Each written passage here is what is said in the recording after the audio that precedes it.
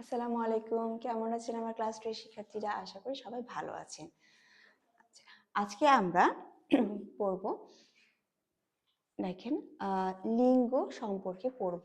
তবে এখানে আছে পড়া ও আলোচনা রিভিশন, অর্থাৎ আমরা আগের ক্লাসে লিঙ্গ সম্পর্কে যা পড়েছিলাম সেগুলো আজকে আমরা আরেকবার রিভিশন করব। বলেন তো, আমরা লিঙ্গ সম্পর্কে কি পড়েছিলাম, মনে আছে? লিঙ্গ সম্পর্কে আমরা পড়েছিলাম লিঙ্গ কাকে বলে, লিঙ্গ কয় প্রকার। বাবুরা মনে আছে লিঙ্গ কয় প্রকার? লিঙ্গ 4 প্রকার। কি কি? পুংলিঙ্গ, স্ত্রীলিঙ্গ, উভয়লিঙ্গ এবং ক্লীবলিঙ্গ। এছাড়া আমরা পড়েছিলাম লিঙ্গ পরিবর্তনের নিয়ম। আবার আমাদের যে লিঙ্গ প্রকারভেদ আছে, পুংলিঙ্গ এবং স্ত্রীলিঙ্গ, পুংলিঙ্গ কাকে বলে, স্ত্রীলিঙ্গ কাকে বলে, এগুলো আমরা আগের ক্লাসে পড়েছিলাম। লিঙ্গ পরিবর্তনের নিয়মে আমাদের অনেকগুলো আছে। এর মধ্যে আমরা 1 নম্বর নিয়ম এবং 3 নম্বর নিয়ম আমরা আগের ক্লাসে পড়েছি।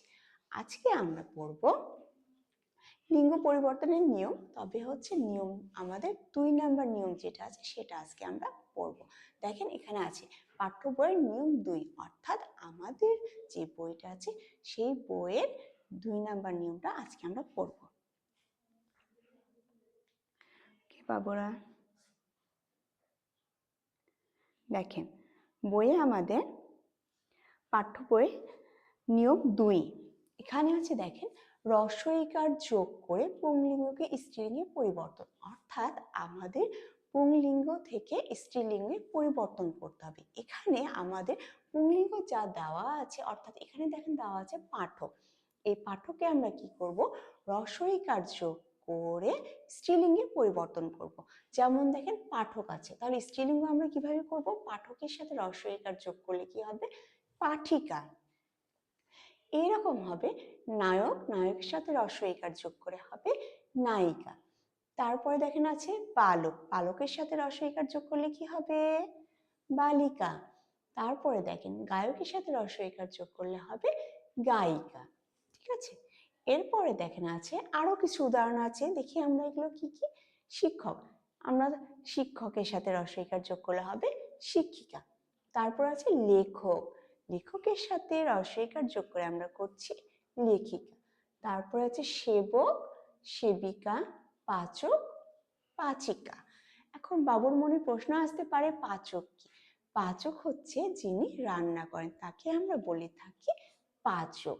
অর্থাৎ যদি কোনো আমরা পাচক বলছি পুংলিঙ্গকে আর পাচিকা বলছি স্ত্রীলিঙ্গে। ঠিক আছে, ঠিক আছে, এবার আমরা আর একবার একটু দেখবো। ঠিক আছে, পাঠক, পাঠিকা, নায়ক, নায়িকা, বালক, বালিকা, গায়ক, গায়িকা, শিক্ষক, শিক্ষিকা, লেখক, লেখিকা, সেবক, সেবিকা এবং পাচক, পাচিকা।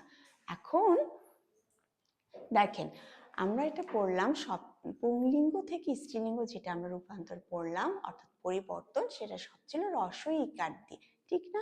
আচ্ছা, এবার আমরা হচ্ছে শীটে দেখি কি আছে।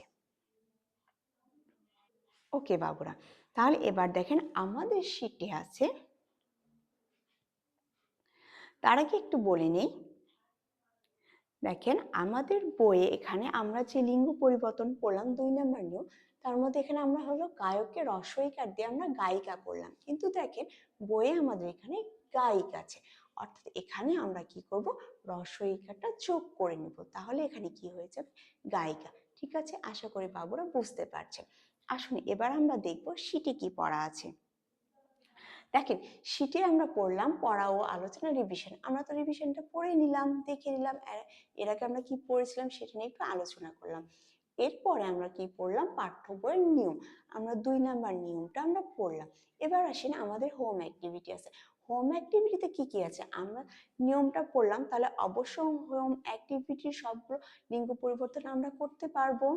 আসেন একটু আমরা চেষ্টা করি। তাহলে পাঠক, পাঠককে যখন আমরা স্ত্রীলিঙ্গে রূপান্তর করব বা পরিবর্তন করব, তখন তাহলে সেটাকে কি করে করব? রস্বইকার যোগ করে করব। তাহলে পাঠকের সাথে রস্বইকার যোগ করলে কি হবে? পাঠিকা।